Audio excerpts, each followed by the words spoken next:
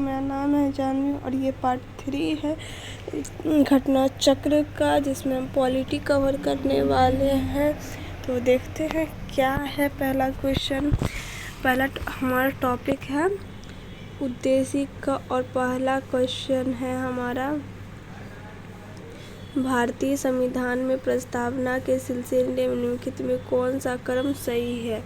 हमारे प्रस्तावना में कौन सा क्रम है, ठीक है। तो सार्वभौम, सत्ता संपन्न, समाजवादी, धर्मनिरपेक्ष, जनवादी और गणतंत्र है, ठीक है। प्रश्न में दिए गए शब्द भारतीय संविधान के प्रस्तावना में वर्णित किए गए। ये भारतीय राज्य व्यवस्था के स्वरूप वर्णन करते हैं। इनमें से समाजवादी, धर्मनिरपेक्ष, पंथनिरपेक्ष शब्द मूल संविधान में नहीं, इन्हें 42वें संविधान संशोधन द्वारा जोड़ा गया है। जोड़े जाने के पश्चात संविधान में इन शब्दों को निर्धारित और सार्वभौम, सत्ता संपन्न, समाजवादी, धर्मनिरपेक्ष, पंथनिरपेक्ष, जनवादी, गणतंत्र ध्यान रखने योग्य तथ्य है कि उल्लिखित शब्द संपूर्ण, प्रभुत्व संपन्न, समाजवादी, पंथनिरपेक्ष, लोकतंत्रात्मक गणराज्य है। अब नेक्स्ट क्वेश्चन देखते हैं क्या है। नेक्स्ट क्वेश्चन है कि भारत के संविधान की प्रस्तावना निम्नलिखित में से किस एक को पहले मुख्य रूप से सम्मिलित नहीं किया गया था। इसे नहीं सम्मिलित किया गया था, यानी कि 42वां संविधान संशोधन द्वारा जोड़ा गया था। तो 42वां संविधान संशोधन द्वारा ये नहीं जोड़ा गया था, नहीं ये जोड़ा गया था। समाजवादी और धर्मनिरपेक्ष शब्द जोड़ा गया था, ठीक है। नेक्स्ट क्वेश्चन देखते हैं।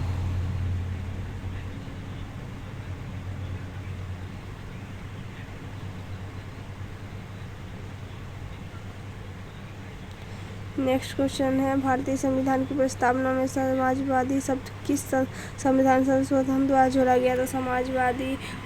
समाजवादी शब्द और धर्मनिरपेक्ष शब्द, ये दोनों शब्द जोड़ा गया था 42वां संविधान संशोधन द्वारा। इस समय हमारी पीएम इंदिरा गांधी थी। भारतीय संविधान की प्रस्तावना में किस संशोधन द्वारा समाजवादी और धर्मनिरपेक्ष शब्द को जोड़ा गया था। 42वां संविधान संशोधन द्वारा जोड़ा गया था। नेक्स्ट क्वेश्चन देखते हैं। नेक्स्ट क्वेश्चन है 42वें संशोधन द्वारा शब्द जोड़े गए थे। 42वां द्वारा जोड़ा गया था धर्मनिरपेक्ष और समाजवादी शब्द जोड़ा गया था। भारतीय संविधान की प्रस्तावना में भारत को किस रूप में घोषित किया गया। तो भारतीय संविधान की प्रस्तावना में भारत को एक सार्वभौम, समाजवादी, धर्मनिरपेक्ष, प्रजातांत्रिक, गणतंत्र शब्दों से जोड़ा गया था।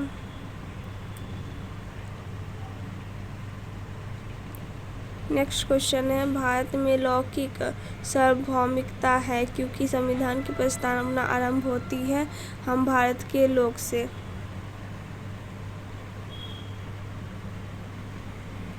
भारतीय संविधान की प्रस्तावना हम भारत के लोग शब्दों से शुरू होती है अतः भारत में लौकिक सार्वभौमिकता। इसका अर्थ है कि जनता सशक्तिमान और किसी बाह्य सत्ता के अधीन नहीं है, ठीक है। नेक्स्ट क्वेश्चन निम्न शब्दों पर विचार कीजिए, सही शब्दों को विचारानुसार क्रम में कीजिए, ठीक है। तो हमारे संविधान की प्रस्तावना में ये सभी शब्द दिए गए हैं, जिसका क्रम क्या है ये हमसे पूछ रहा है। तो देखिए हमारा संविधान शुरू किससे होता है, हम भारत के लोग से। भारत को एक संपूर्ण, प्रभुत्व संपन्न, समाजवादी, देखिए एक संपूर्ण, प्रभुत्व संपन्न यानी कि सार्वभौमिकता, समाजवादी, पंथनिरपेक्ष यानी धर्मनिरपेक्ष, फिर प्रजातांत्रिक ये होगा, ठीक है। तो यानी कि CADB ये होगा, ठीक है। देखिए भारतीय संविधान की प्रस्तावना में भारत को एक संपूर्ण, प्रभुत्व संपन्न, समाजवादी, पंथनिरपेक्ष, लोकतंत्रात्मक गणराज्य के रूप में घोषित किया गया है। प्रश्नानुसार दिए गए सार्वभौमिक यानी कि संपूर्ण, प्रभुत्व संपन्न, समाजवादी, धर्मनिरपेक्ष यानी पंथ निरपेक्ष तथा प्रजातांत्रिक यानी लोकतांत्रिक है। ठीक है। नेक्स्ट क्वेश्चन देखते हैं। नेक्स्ट देखने से पहले इस चीज़ को जरूर याद कर लीजिए कि प्रजातांत्रिक का अर्थ लोकतांत्रिक होता है, क्योंकि ये शब्द अलट पलट के आएंगे तो आप कंफ्यूज हो सकते हैं। तो प्रजातांत्रिक यानी लोकतंत्र, धर्मनिरपेक्ष यानी पंथ निरपेक्ष, और संपूर्ण प्रभुत्व संपन्न यानी कि सार्वभौमिक। ठीक है।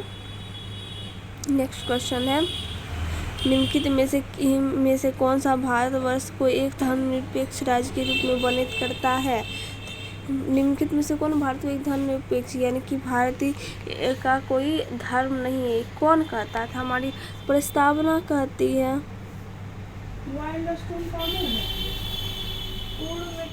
भारतीय संविधान की प्रस्तावना के अनुसार भारत एक संपूर्ण प्रभुत्व संपन्न समाजवादी धर्मनिरपेक्ष यानी पंथ निरपेक्ष लोकतंत्रात्मक गणराज्य। संविधान की प्रस्तावना पंडित जवाहरलाल नेहरू द्वारा प्रारूप एवं संविधान सभा द्वारा स्वीकृत उद्देश्य प्रस्ताव पर आधारित, यानी कि हमारी प्रस्तावना का प्रारूप कौन तैयार किया था? पंडित जवाहरलाल नेहरू, और संविधान द्वारा इसे स्वीकृति भी मिला था। ठीक है। अब नेक्स्ट देखते हैं, निम्नलिखित में से किसे भारतीय संविधान की आत्मा? भारतीय संविधान की आत्मा किसे कहते हैं? तो भारतीय संविधान की आत्मा उद्देशिका यानी प्रस्तावना कहते हैं। तो भारतीय संविधान की आत्मा क्या है? भारत संविधान की प्रस्तावना। भारतीय संविधान में निहित प्रस्तावना को संविधान की आत्मा माना गया है। भारतीय संविधान की प्रस्तावना में भारत को एक संपूर्ण प्रभुत्व संपन्न समाजवादी पंथ निरपेक्ष लोकतंत्रात्मक गणराज्य के रूप में घोषित किया गया है। इनमें से किस प्रकरण में सर्वोच्च न्यायालय ने संविधान का मूलभूत ढांचा सिद्धांत प्रतिपादित किया? इनमें से किस प्रकरण में सर्वोच्च न्यायालय द्वारा संविधान का मूलभूत ढांचा, ये जो था ना केशवानंद भारती बनाम केरल राज्य संघ, ये एक ऐसा केस था जिसमें जो हमारी प्रस्तावना है उसमें उसकी मूल ढांचा का सिद्धांत दिया गया था, और यह भी कहा गया था कि हमारे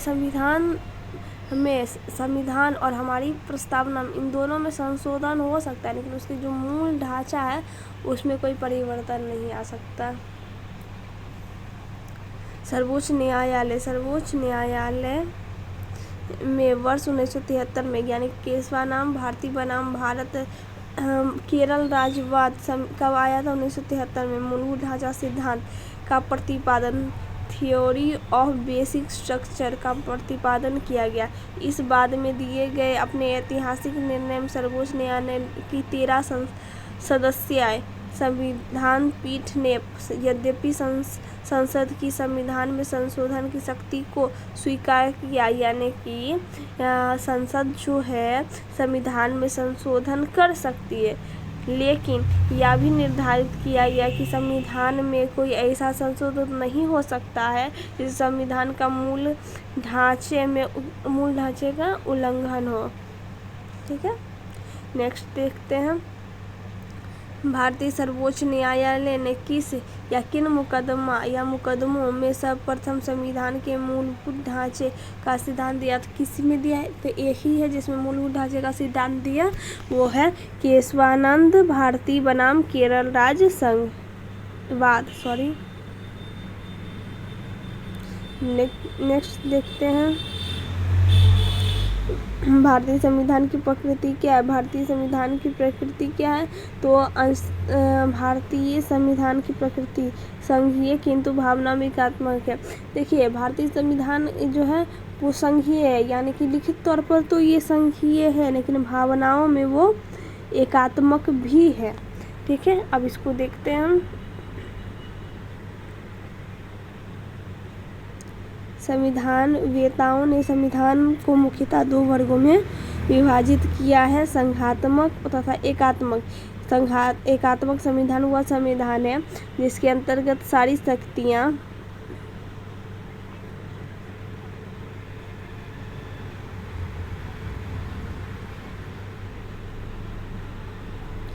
एक ही सरकार में निहित होती है, जो प्रायः केंद्रीय सरकार होती है। इनमें प्रायः केंद्रीय सरकार के अधीन रहना पड़ता है। इसके विपरीत संघात्मक संविधान वह संविधान है जिसमें शक्तियों का केंद्र एवं राज्य में विभाजित रहता है तथा दोनों सरकार अपने अपने क्षेत्रों में स्वतंत्र रूप से कार्य करती है। भारतीय संविधान की प्रकृति के बारे में विधिवेताओं में काफ़ी मतभेद रहा है। संविधान निर्माताओं के अनुसार भारतीय संविधान एकात्मक संविधान है, किंतु प्रोफेसर जेनिंग्स को भारतीय संविधान संघात्मक मानने में आपत्ति हो रही थी। प्रोफेसर व्हीलर ने इसे अर्धसंघीय संविधान अथवा एकात्मक संविधान जिसमें संघात्मक तत्व सहायक रूप में है कहा। जेनिंग्स के अनुसार भारतीय संविधान में केंद्रीकरण की शक्ति सशक्त प्रवृत्ति है।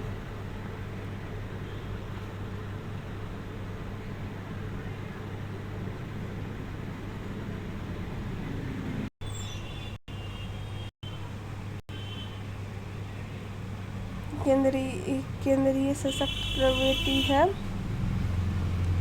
अतः उपयुक्त विश्लेषण से हम कह सकते हैं कि भारतीय संविधान ना तो विशुद्ध संघात्मक ना ही विशुद्ध एकात्मक है, बल्कि यह प्रकृति से संघीय और किंतु भावना में एकात्मक है। यानी कि भारतीय संविधान शुद्ध रूप से न संघात्मक है न शुद्ध रूप से एकात्मक है। भारतीय संविधान जो है संघीय है, प्रकृति के तौर पर, भावनाओं के तौर पर एकात्मक है। ठीक है।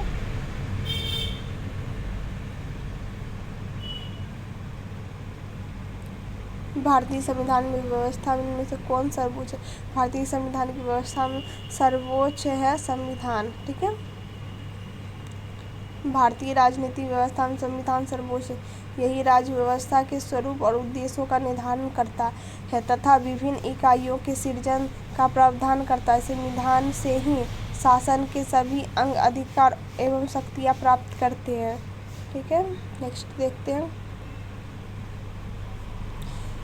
सरकार की संघीय व्यवस्था के विषय में निम्नलिखित में से कौन सा वक्तव्य सही है? सरकार की संघीय व्यवस्था में निम्नलिखित में से कौन सा वक्तव्य सही है?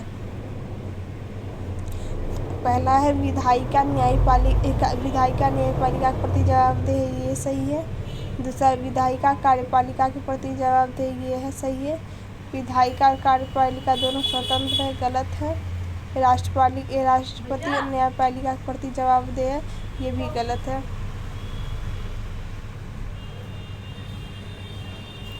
शासन प्रणाली की सामान्यता दो पद्धति जिसमें संसदीय और अध्यक्षीय है। भारत में ग्रेट ब्रिटेन के अनुसरण करते हुए संसदीय शासन व्यवस्था को अपनाया गया। संसदीय शासन व्यवस्था में व्यवस्थापिका यानी विधायिका के सदस्य कार्यपालिका का गठन करते हैं तथा कार्यपालिका व्यवस्थापिका के प्रति उत्तरदायी होती है। संघात्मक व्यवस्था कार्यपालिका विधायिका द्वारा नियंत्रित होती है। न्यायपालिका कार्यपालिका को विधायिका के कार्यों की न्यायिक समीक्षा कर सकती है। राष्ट्रपति न्यायपालिका के प्रति जवाबदेह नहीं होता, अतः विकल्प ई सही है। ठीक है। नेक्स्ट है भारत में प्रजातंत्र इस तथ्य पर आधारित है कि संविधान लिखित है या मौलिक अधिकार प्रदान किए गए हैं। यहाँ जनता को सरकार चुनने तथा बदलने का अधिकार है, ये होगा। ठीक है। प्रजातंत्र का आशय जनता द्वारा जनता के लिए जनता की सरकार अर्थात लोगों को सरकार चुनने और बदलने का अधिकार होता है। भारत में प्रजातंत्र का आशय यही है।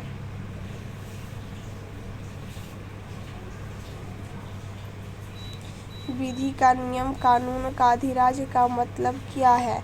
विधि का नियम और कानून का अधिराज्य का मतलब सभी के लिए एक कानून, सभी के लिए एक न्यायतंत्र। ये है सभी के लिए एक कानून, ठीक है। सभी के लिए एक राज्य, गलत है। अलग अलग राज्यों में भी रहते हैं, अलग अलग काम भी करते हैं। सभी के लिए एक राज्य, सभी के लिए एक न्यायतंत्र, ये वाला सही, लेकिन ये वाला गलत है। एक के लिए सभी कानून, ये तो गलत है, यानी ये सही होगा। विधि का नियम, विधि का शासन या कानून का अधिराज्य का तात्पर्य सभी के लिए एक कानून, सभी के लिए एक न्यायतंत्र। विधि के नियम का सामान्य अर्थ यह है कि देश कानून के समक्ष सभी व्यक्ति समान है तथा कोई भी व्यक्ति कानून के से ऊपर नहीं है। साथ ही राज्य किसी व्यक्ति के साथ धर्म, जाति, लिंग, जन्म स्थान के आधार पर भेदभाव नहीं कर सकता है। भारतीय संविधान में मौलिक अधिकारों के तहत अनुच्छेद 14 में विधिक समता और विधिक संरक्षण का अधिकार प्रदान किया गया है। भारतीय प्रशासन में विभाजन। भारतीय प्रशासन में विभाजन प्रणाली किससे संबंधित है? तो भारतीय प्रशासन में विभाजन प्रणाली नीति या कहे कार्यान्वयन से संबंधित है। ठीक है, यूपीएससी प्री का क्वेश्चन है। भारतीय प्रशासन में विभाजन प्रणाली नीति निर्माण और कार्यान्वयन से संबंधित है। इसमें सचिवालय नीति निर्माण करता है जबकि कार्यान्वयन निदेशालय द्वारा किया जाता है। ठीक है,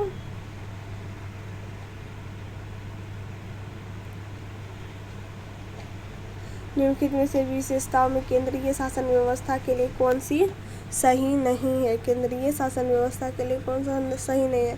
तो त्वरित निर्णय सही है, लचीलापन ये भी सही है, बड़े देशों के लिए आदर्श ये गलत है और कानून की एकरूपता ये सही है। ये हो जाएगा सी नंबर।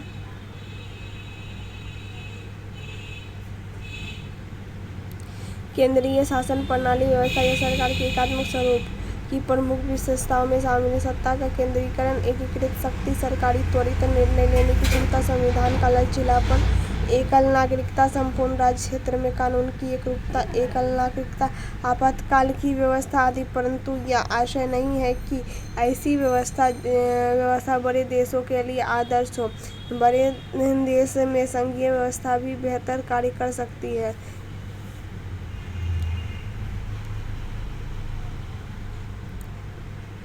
कौन सा कथन सत्य है? संयुक्त राज्य अमेरिका में सरकार संघीय प्रणाली है, ये सही है। भारत सरकार में संघीय एकात्मक दोनों प्रकार की प्रणाली गलत है कि लिखित तौर पर संघीय है इसलिए संघीय कहा जाएगा। फ्रांस में सरकार की संघीय प्रणाली है, गलत। पाकिस्तान में प्रधानमंत्री नियुक्ति वहाँ की जनता द्वारा होता है, ये भी गलत है। अमेरिका के संविधान संघीय प्रणाली का स्पष्ट उल्लेख है। भारत के संविधान में भारत राज्यों का संघ बताया गया है किंतु संविधान में कतिपय प्रावधान राज्यों की अपेक्षा केंद्र में ज़्यादा शक्ति वाला बनाने पर जोर देता है। इसे कुछ विद्वानों ने बाद के संविधान को संघात्मक एवं एकात्मक प्रणाली का मिश्रण मानते हैं किंतु भारतीय संविधान एकात्मक प्रणाली का लक्षण लिए हुए है, मूल रूप से संघीय संविधान है, ऐसा मानना ज़्यादा उचित है।